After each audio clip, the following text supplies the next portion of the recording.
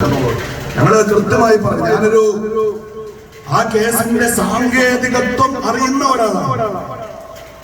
ഒരു അഭിഭാഷകൻ എന്ന നിലക്ക് ഞാൻ ആ കേസിന്റെ ചില കാര്യങ്ങളിൽ ബന്ധപ്പെട്ടതാണ്. ആ കേസിന് ഇപ്പോഴത്തെ ഉണ്ടാകും ഇന്ത്യയിലെ ഫേസ്ബുക്കിന്റെ നോഡൽ ഓഫീസറാണ്. പിന്നെ ഒന്ന് ഫേസ്ബുക്കോ മറ്റോ. ഇപ്പൊ ഈ കഴിഞ്ഞ ദിവസം കേട്ടത് മെച്ച ഉടമസ്ഥനെ കൂടി അതിലേക്ക് പ്രതി ചേർക്കുന്നത്. ഇവരൊക്കെ പ്രതി ചേർക്കും. പക്ഷെ KK പ്രതി ചേർക്കാൻ പറ്റില്ല. മോഹന മാഷ പ്രതി ചേർക്കാൻ പറ്റില്ല. ഈ കാഫിർ സ്ക്രീൻഷോട്ട് ആദ്യമായി പുറം ലോകത്തേക്ക് പുറത്തുവിട്ട റിബേഷിനെ ആ കേസിൽ പ്രതി ചേർക്കില്ല. ഇത് നിങ്ങളുടെ അധികാര ദാഷ്ട്യമാണ്. ഞങ്ങൾ ഒരു കാലത്തും ഈ അധികാര ദാഷ്ട്യത്തിന് മുൻപിൽ മുട്ടുകുത്തിയവരല്ല എന്നുകൂടി ഓർമ്മപ്പെടുത്താൻ ഈ അവസരം നമ്മൾ ഉപയോഗിക്കും. ഒരു സംഭവം നേരത്തെ ഓർമ്മ, ഇവരെന്തും ചെയ്യാൻ പഠിക്കാത്ത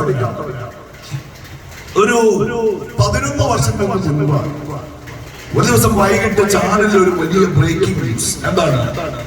സഖാവ് പി.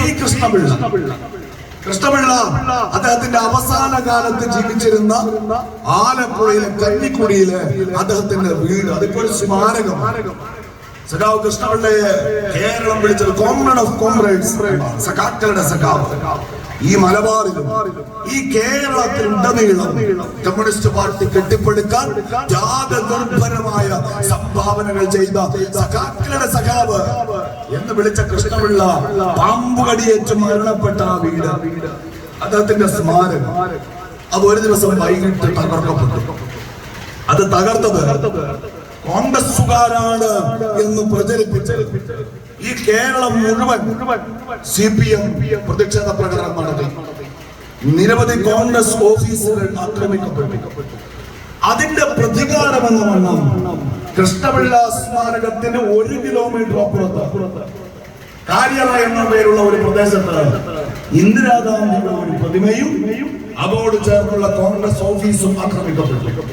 ആ രാത്രി മുഴുവൻ കേരളത്തിന്റെ തെരുവുകളിൽ കമ്മ്യൂണിസ്റ്റുകാർ കോൺഗ്രസ് ഓഫീസുകൾക്ക് നേരെ, കോൺഗ്രസ് പ്രവർത്തകർക്ക് നേരെ, കോൺഗ്രസ് നേതാക്കന്മാരുടെ പ്രതിമകൾക്ക് നേരെ അക്രമം അഴിച്ചു വിട്ടിച്ചിട്ട് പ്രചരിപ്പിച്ചു. കൃഷ്ണപിള്ളയോട് കോൺഗ്രസുകാർ പ്രതികാരം ചെയ്തതാണ്. നിങ്ങൾ ഓർക്കണം, 2013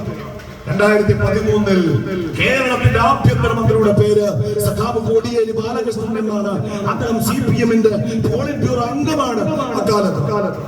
ആ കേസിൽ കോടിയേരിയുടെ പോലീസ് അന്വേഷണം നടത്തിയിട്ട് 2016 ഏപ്രിൽ മാസം 28-ാം തീയതി ആ സർക്കാരിന്റെ കാലാവധി പൂർത്തിയാകുന്നതിന് മാസങ്ങൾക്ക് മുൻപ് കോടിയേരി ബാലകൃഷ്ണന്റെ പോലീസ് ആ കേസിൽ കുറ്റപത്രം സമർപ്പിച്ചു. ആ കേസിലെ 1-ാം പ്രതിയുടെ പേര് ലതീഷ് ചന്ദ്രൻ. അയാൾ CPM-ന്റെ ലോക്കൽ കമ്മിറ്റി അംഗമാണ്. അന്ന് കേരളത്തിന്റെ മുഖ്യമന്ത്രിയായിരുന്ന VS അച്യുതാനന്ദന്റെ പേഴ്സണൽ സ്റ്റാഫിൽ അംഗമാണ്. കൂട്ടുപ്രതികൾ പാർട്ടിയുടെ വേറെ 3 ലോക്കൽ കമ്മിറ്റി അംഗങ്ങൾ എന്ന് വെച്ചാൽ കൃത്യമാണ്. VS-ന്റെ പേഴ്സണൽ സ്റ്റാഫിൽ അംഗമായ അന്നത്തെ കേരള മുഖ്യമന്ത്രിയുടെ ഓഫീസിന്റെ ഭാഗമായ ഒരു CPM ലോക്കൽ കമ്മിറ്റി മെമ്പർ, അയാളുടെ കൂടെ 3 ലോക്കൽ കമ്മിറ്റി മെമ്പർമാരെയും കൂട്ടി ആദിരാവിൽ കൃഷ്ണപിള്ള സ്മാരകത്തിന്റെ മുറ്റത്ത് ചെന്ന് സഖാവ് കൃഷ്ണപിള്ളയുടെ സ്മാരകത്തിന്റെ വാതിൽ ചവിട്ടി തുറന്ന് സഖാവിന്റെ പ്രതിമ തള്ളി താഴെയിട്ട് പുസ്തകങ്ങളും മറ്റ് സാധന സാമഗ്രികളും ഒക്കെ വലിച്ചെറിഞ്ഞ് ആ വീടിന് തീ കൊളുത്തി എന്നാണ്. ഒരായുസ് മുഴുവൻ ഈ മലബാറിന്റെ, തിരുവിതാംകൂറിന്റെ ഗ്രാമാന്തരങ്ങളിലൂടെ ചെങ്കൊടി പാർട്ടിയുടെ സന്ദേശവും കൊണ്ട് കടന്നുപോയി ത്യാഗനിർഭരമായ ജീവിതത്തിലൂടെ പാർട്ടി കെട്ടിപ്പടുത്ത കേരളത്തിൽ രൂപം കൊണ്ട ആദ്യത്തെ പാർട്ടി ഘടകത്തിന്റെ സെക്രട്ടറി EMS-നേക്കാൾ വലിയ നേതാവ് സഖാക്കളുടെ സഖാവ് കൃഷ്ണപിള്ളയുടെ വീടിന് തീയിടാൻ മടിക്കാതിരുന്നവർ, എന്നിട്ടോ അത് കോൺഗ്രസുകാർ ചെയ്തതാണ് എന്ന് പ്രചരിപ്പിച്ച് കോൺഗ്രസ് പാർട്ടിക്കെതിരെ ആക്രമണം നടത്തി വിട്ടവർ 11 കൊല്ലം മുൻപ്. പിന്നീട് 2015 ചന്ദ്രശേഖരന്റെ കൊലപാതകം, 2016 മാഷാ അല്ലാഹ് സ്റ്റിക്കർ ഏഴാപ്പുറക്കാർക്ക് ബോധ്യപ്പെടാൻ ഈ എങ്ങാടിയിൽ നടന്ന MSF-ന്റെ പ്രകടനം. പിന്നീട് വടകരയിലെ കാഫിർ ബോംബ്, ഏറ്റവും ഒടുവിൽ പെണ്ണുങ്ങളുടെ ആത്മാഭിമാനത്തിന് വില പറഞ്ഞതിന്റെ പേരിൽ കേരളത്തിന്റെ മുന്നിൽ തുണിയൊരിഞ്ഞു നിൽക്കുന്ന ചെങ്കൊടി പോലും നാണം മറയ്ക്കാനില്ലാത്ത മുകേഷ് പിടിക്കുന്നത് ഒരു സമുദായത്തിന് നിങ്ങൾ ഒരു കാരണം നിങ്ങൾ RSSനെ പോലെയല്ല എന്ന് വിശ്വസിക്കാൻ ഒരു കാരണം നിങ്ങൾ പറയാ. യൂത്ത് ലീഗ് ഇറങ്ങിയില്ലായിരുന്നുവെങ്കിൽ, ഈ സത്യം പുറത്തു വന്നില്ലായിരുന്നുവെങ്കിൽ അതൊരു തെരഞ്ഞെടുപ്പിന്റെ വിഷയമല്ല. ഇതിങ്ങനെ മനുഷ്യരുടെ മനസ്സിൽ കിടന്ന് പുകയുമായിരുന്നു. അത് പലപ്പോഴായി പൊട്ടിത്തെറിക്കുമായിരുന്നു. ഇവിടുത്തെ രണ്ട് പ്രബല സമുദായങ്ങൾക്കിടയിൽ സംശയവും അകൽച്ചയും ഉണ്ടാകുമായിരുന്നു. പേരാമ്പ്രങ്ങാടിയിലെ CPM-ന്റെ പ്രവർത്തകന്മാര് നിങ്ങൾ വിശ്വസിക്കുന്നുണ്ടോ? അങ്ങനെ സംശയം ഉണ്ടായാൽ, അങ്ങനെ ഭയം ഉണ്ടായാൽ അതിന്റെ ഗുണം CPM-ന് കിട്ടുമെന്ന് നിങ്ങൾ വിചാരിക്കുന്നുണ്ടോ? ആ കൃഷ്ണപിള്ളയുടെ സ്മാരകം സ്ഥിതി ചെയ്യുന്ന ആലപ്പുഴ പാർലമെന്റ് നിയോജക മണ്ഡലം 2019 ലോക്സഭാ തെരഞ്ഞെടുപ്പിൽ 19 CPM പരാജയപ്പെട്ടപ്പോ CPM-ന്റെ ഏക MP-യെ കേരളത്തിൽ നിന്ന് വിജയിപ്പിച്ച ആലപ്പുഴ മണ്ഡലം, ആ മണ്ഡലത്തിലെ MP ആരിഫ് ഇത്തവണയും സ്ഥാനാർത്ഥി. കോൺഗ്രസിന്റെ സ്ഥാനാർത്ഥി KC വേണുഗോപാൽ, BJP-ക്ക് വേണ്ടി ശോഭാ സുരേന്ദ്രൻ. പെട്ടി പൊട്ടിച്ച് വോട്ടെണ്ണിയപ്പോ 35,000-ൽ പരം വോട്ടിന് ആരിഫ് തോറ്റു. 1,89,000 വോട്ട് അവിടെ BJP വർദ്ധിപ്പിച്ചു. 1,79,000 വോട്ട് CPM-ന് കുറഞ്ഞു. എന്ന് വെച്ചാൽ CPM-ന് പോൾ ചെയ്യപ്പെട്ട 1,79,000 വോട്ടുകൾ BJP-ക്ക് പോയി എന്നതാണ്. നിങ്ങൾ ഈ കളി കളിക്കുമ്പോ അതിന്റെ ഗുണം നിങ്ങൾക്ക് കിട്ടും എന്ന് വിചാരിച്ചിട്ട് കളിക്കണ്ട.